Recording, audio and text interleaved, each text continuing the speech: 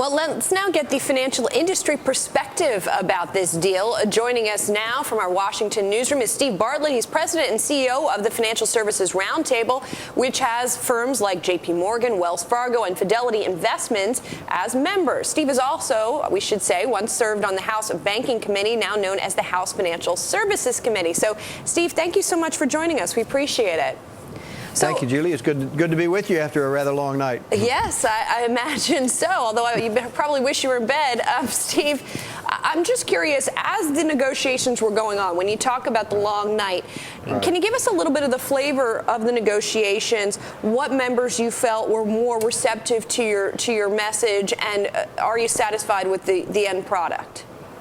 Well, we're glad to see this get done. Frankly, it's been kind of an economic overhang or an overhang over the economy for a while in terms of the political and the regulatory uncertainty. There's a lot in this bill to like. There are some things in here that we think will be real challenges going forward. But it's important that it got done. My compliments to the Congress for hanging in and getting it done before the president went to G20 to try to create some global harmony. And now, even with the bad things, we're going to make it work. Well, again, I'm curious what members of Congress were particularly receptive to your message as you all were up on the Hill trying to help make this happen as well.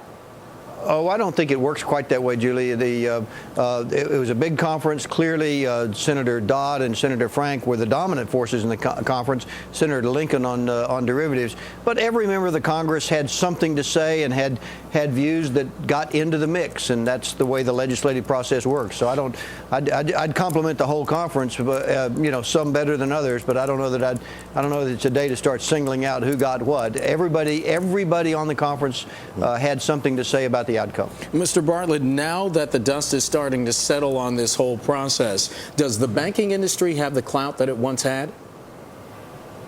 Well, it's our obligation to make this work. Remember, the financial services industry as a whole, including banks, but also insurance companies and financial advisors, investment bankers, we're the ones that finance the economy. So if you want to buy a car or buy a house or modify your mortgage or create a small business or get an equipment loan, it's our companies, it's the large integrated financial services companies that have to make that work.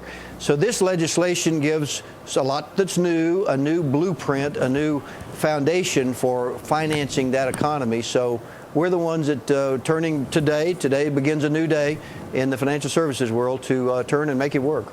Steve, are we going to see prices go up on products for consumers coming from banks, whether you're talking about checks or other types of fees that banks charge?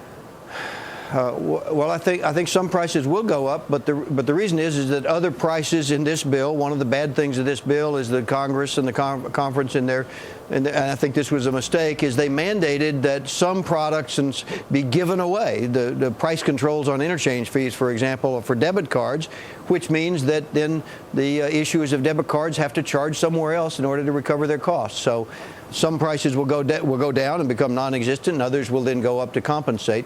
That's really a problem when the government or the Congress starts trying to legislate what the pricing should be and overall and who should pay. So It will be an adjustment, but overall you have to recover your costs and you have to pay for making financial services available. Steve, we have about 30 seconds left. That compromise on derivatives, Senator Lincoln's rule, does the compromise help or hurt?